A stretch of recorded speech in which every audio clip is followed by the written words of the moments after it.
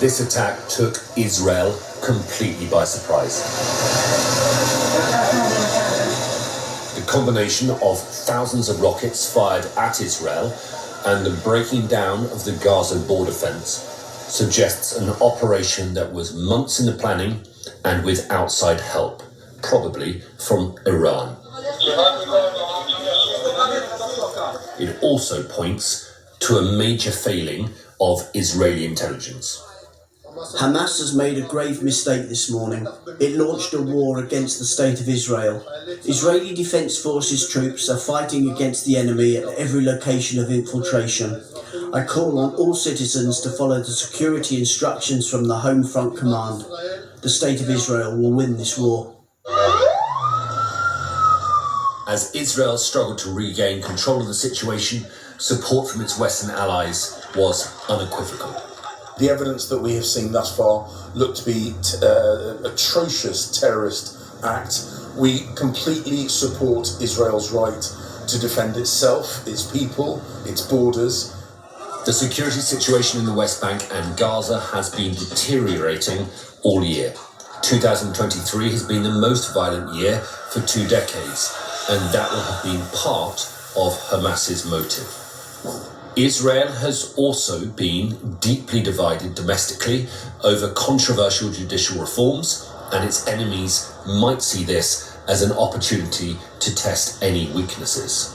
Now look at what happens when we make peace between Saudi Arabia and Israel. But in recent weeks, Israel has been moving closer to a peace deal with Saudi Arabia. Iran, which supports Hamas, is against that. And today's attack might be an attempt to scupper an agreement.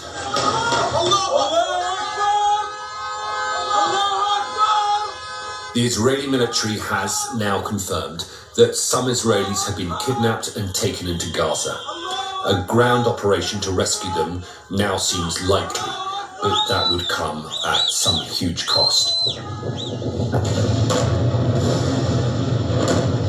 This is not the normal round of violence.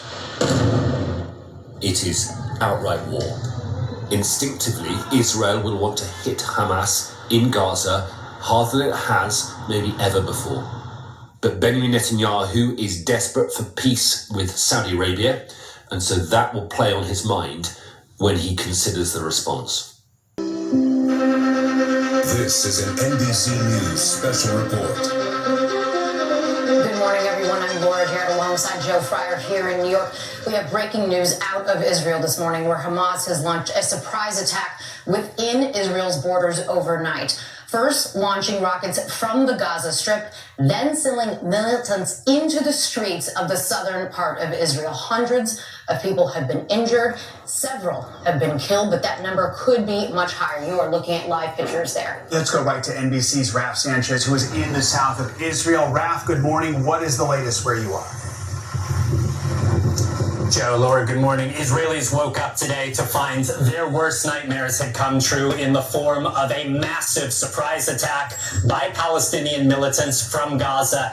As we speak, Palestinian gunmen are inside Israeli cities and towns, something we have never before seen on this scale, and they are fighting running gun battles against Israeli ground forces. Hamas, the major Palestinian militant group that controls Gaza, says they have taken Israelis hostage and they have taken them back inside of Gaza. Now, the Israeli military says this infiltration came by land, by sea, and by air in the form of Hamas gunmen on paragliders infiltrating into Israeli territory. And this was done under the cover of a barrage of more than 2,000 rockets fired in the early hours of this Shabbat morning. Guys, I wanted just to explain to you what the scene is where we are right now. We are on one of the major highways in southern Israel. You would expect this road to be full on a holiday weekend, and instead you can see behind me, this is an Israeli military checkpoint. Israeli forces here are searching all cars that are going past because they do not know at this point where these Palestinian gunmen are, and they are afraid these gunmen may try to be getting north towards Tel Aviv, towards Jerusalem.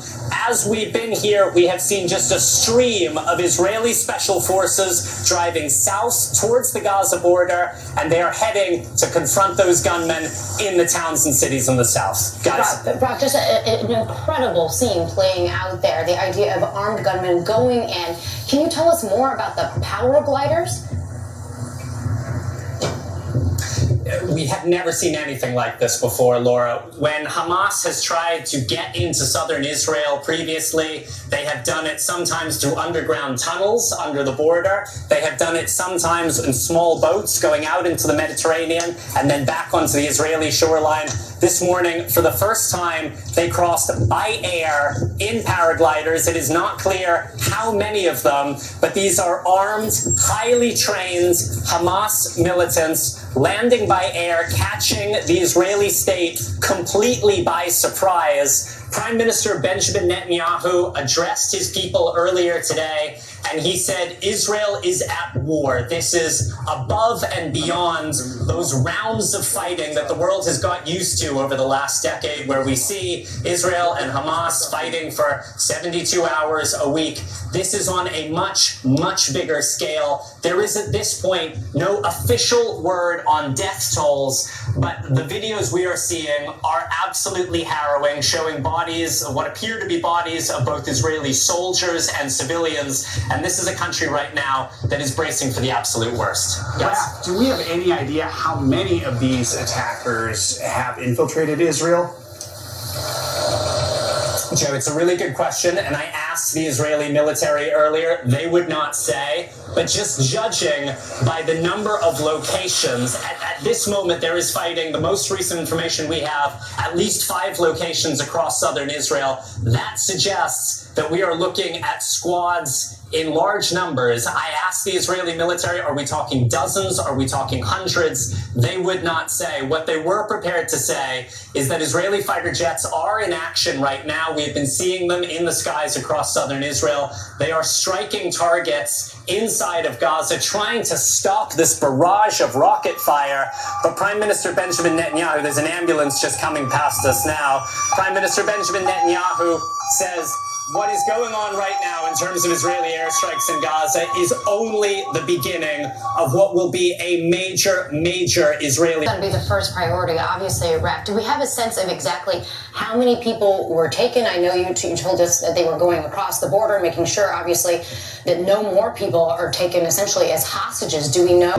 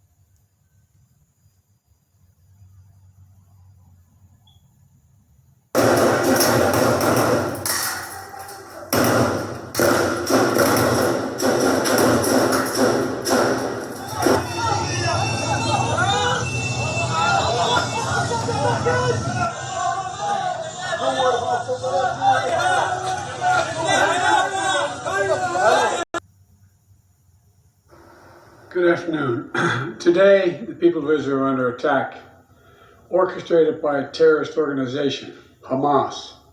In this moment of tragedy, I want to say to them and to the world and to terrorists everywhere that the United States stands with Israel. We will not ever fail to have their back. We'll make sure that they have the help their citizens need and they can continue to defend themselves. You know, the world's seen appalling images.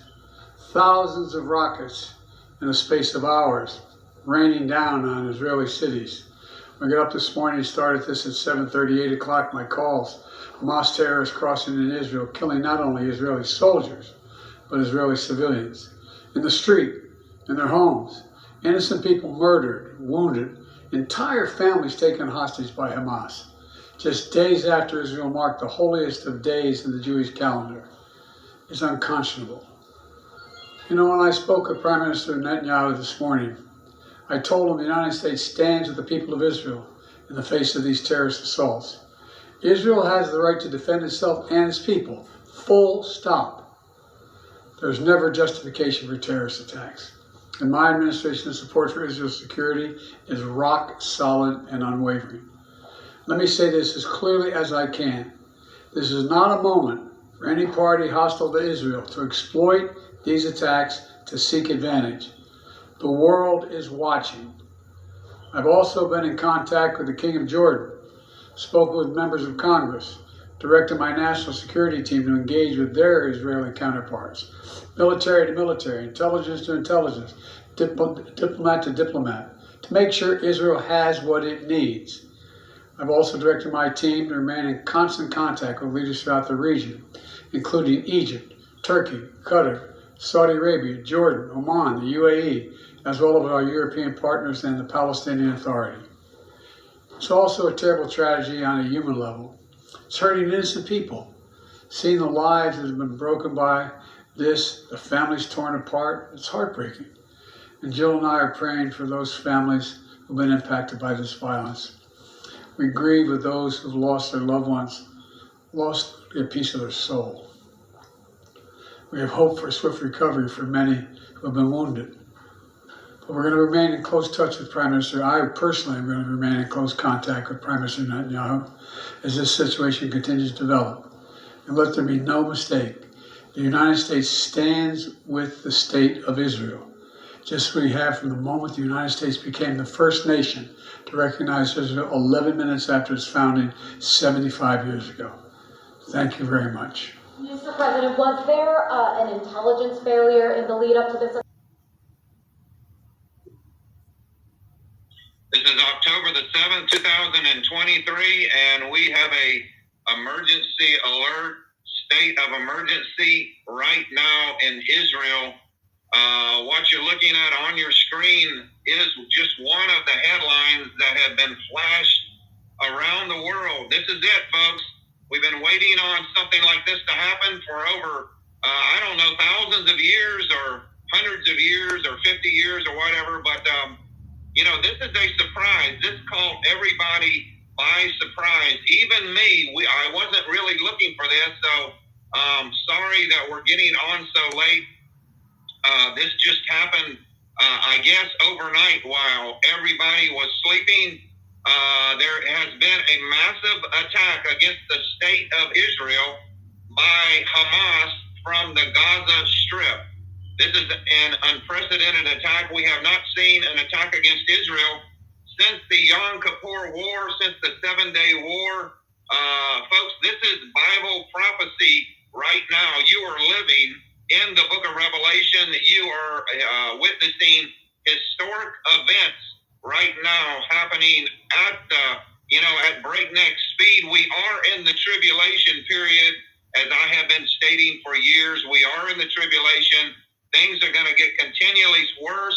And like I said, this caught everybody off guard. Nobody was expecting this, folks. Everybody's focus was on Russia and Ukraine and China and Taiwan. So when this happened this morning, this was a surprise attack, folks. This is Drudge Report. What you're looking at on your screen is Drudge Report, and these are the headlines: Israel at war, Hamas surprise attack, at least 100 killed, 900 wounded. Now that death total has went up to 300 killed and over 1,000 wounded. Now many hostages have been taken by the Hamas terrorists in Palestine. Young and old have been snatched off the street. Israeli women have been raped. We have more headlines up here: unprecedented raids by land, sea, and air fighters use motorized paragliders. Over 5,000 rockets were fired within about a 20-minute period. Tanks, Israeli tanks have been captured. We are being slaughtered. Netanyahu vows revenge. Graphic scenes from the ground. World is in shock. Historic failure for intelligence services. So, folks, this is historic. have been talking about this for a very, very long time. Like I said, you are witnessing Bible history right now. If you know your Bible, if you know what the book of Revelation says, it says in the last days, the entire world will come against the state of Israel. There will be a massive invasion of Israel from the north, from Turkey, and from Syria, and from Russia, and from China. All the armies of the world will surround the land of Israel and attack the Israelis and try to kill all the Jews living in Israel. Folks, this could be the start of this. I told you many, many times that we are in World War III. We are in World War III. We have different battles opening up. We just did a emergency alert yesterday morning that basically Turkey has attacked U.S. Oil facilities in Israel. In Syria, in northern Syria. Yesterday there was a massive attack from the Turkish military using F-16s and fighter drones to attack at least 52 oil sites controlled by the U.S. military in Syria. That has happened yesterday. And now we have even something bigger on the world scene. We have Israel